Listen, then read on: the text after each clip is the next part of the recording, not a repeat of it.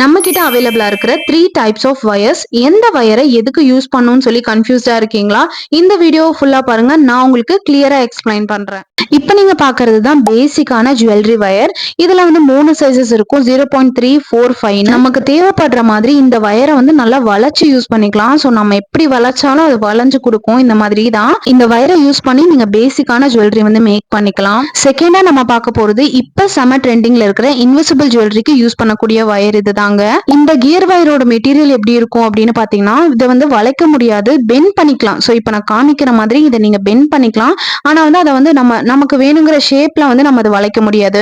So இப்படிதாங்க இருக்கும் இந்த கியர் வயர். தேர்டா நம்ம பாக்குறது வந்து கேஜ் வயருங்க. ஸோ இந்த மாதிரி தனித்தனி பேக்கெட்ஸ்ல வந்துரும். இப்போ ட்ரெண்டிங்ல இருக்கிற இந்த நேம் பெண்டன்ஸ், நேம் பிரேஸ்லெட்ஸ் அதெல்லாம் செய்யறாங்க இல்லையா, அதெல்லாமே இந்த வயர் வந்து யூஸ் பண்ணி செய்யலாம். ஸோ இந்த வயர் வந்து பாத்தீங்கன்னா நல்லா திக்காவே இருக்கும். கேஜ் வயர்லயும் கியர் வயர்லயுமே பர்டிகுலரா எந்த சைஸும் வராது. ஸ்டாண்டர்டா ஒரே சைஸ் தான் எப்போதுமே வரும். அவ்வளவுதாங்க. இன்னும் வேற ஏதாச்சும் டவுட்ஸ் இருந்ததுன்னா கண்டிப்பா கமெண்ட்ஸ்ல போடுங்க.